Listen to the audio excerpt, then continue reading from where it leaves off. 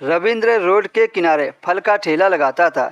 एक दिन एक अमीर औरत उसके ठेले के पास आई। उस औरत ने रविंद्र से कहा कि तुम मेरे घर काम करोगे तो मैं तुम्हें 50,000 सैलरी दूंगी। 50,000 सुनकर रविंद्र तुरंत उस औरत के घर काम करने के लिए राजी हो गया और काम करने के लिए उस औरत के घर चला गया। घर जाकर उस औरत ने रविंद्र से गंदे गंदे काम करने को बोला। वह उस औरत के सब काम करने लगा। जब रविंद्र उस औरत के घर गया तो उसने एक एक करके सारे काम रविंद्र को बताने शुरू कर दिए। उस औरत ने रविंद्र से सबसे पहले कहा कि तुम्हें रोज़ सुबह सबसे पहले मेरे लिए बाज़ार से सब्जी लाना होगा। ये काम तुम्हें रोज़ सुबह उठते ही करना होगा और फिर किचन की पूरी सफाई करनी पड़ेगी और फिर घर का खाना पकाना होगा। रविंद्र इस काम के लिए तुरंत तैयार हो गया क्योंकि उसको इस काम के लिए पैसे अच्छे मिलने वाले थे जो उसकी उम्मीद से बाहर थे। वह इतनी पगार लेकर कुछ ही दिनों में अमीर बनने वाला था और पैसे आने पर वह अपना बिजनेस भी अच्छा खासा शुरू कर सकता था। इतनी अच्छी पगार पाकर रविंद्र काफ़ी ज़्यादा खुश था। फिर पता नहीं क्यों एक दिन उस औरत ने रविंद्र से कहा कि तुम्हें हमारे घर के टॉयलेट भी साफ़ करने होंगे। तुम्हें रोज़ाना आज से बाथरूम टॉयलेट की सफाई करनी होगी, तभी मैं तुम्हें इतने पैसे दे पाऊंगी। अगर तुम्हें पसंद आए तो ठीक है, नहीं तो कोई बात नहीं। वैसे भी आज से तुम्हारी पगार भी बढ़ा दी है। अब से तुम्हें इन सब काम के लिए 80,000 रुपये मिलेंगे।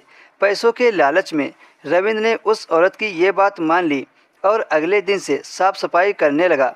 कुछ दिन तक तो ये सब ठीक चला, पर एक दिन उस औरत ने फिर से ऐसी बात कही जिसे सुनकर रविंद्र का सिर चकराने लगा। वो सोचने लगा कि ये औरत किस तरह की है, कैसे कैसे काम एक मर्द से करने के लिए बोल रही है। उस औरत ने कहा, आज से तुम्हें एक काम और करना होगा। तुम्हें रोज़ मेरी पीठ की मालिश करनी होगी क्योंकि मुझे बॉडी मसाज करने वाले की ज़रूरत है। फिर एक दिन उसने रविंद्र से पैर भी दबवाए। रविंद्र उस दिन से रोज़ उस औरत के मसाज करने लगा। मसाज से उसका पूरा शरीर तेल से भीग जाता था। रविंद्र उसके बदन को खूब अच्छे से दबाता था जिससे उसे काफ़ी मज़ा आता था। ये काम करते करते रविंद्र को काफ़ी दिन हो गए थे। इन सब कामों से रविंद्र को बहुत शर्म महसूस होती थी, पर वह पैसों की खातिर उस औरत की बात मानता रहा।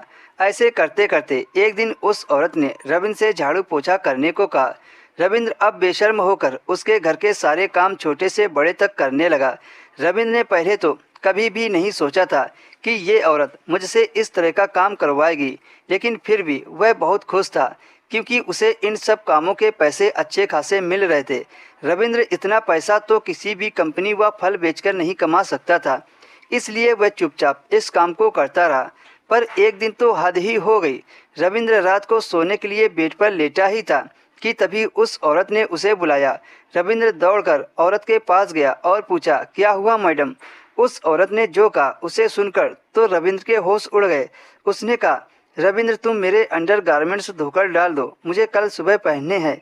रविंद्र को ये सब करने में बहुत शर्म आ रही थी। न चाहते हुए भी रविंद्र ने उसके इनर वियर धोकर डाल दिए। इस काम को करने के बाद रविंद्र की शर्म खत्म हो गई थी और चुपचाप उस औरत के काम को करता रहा।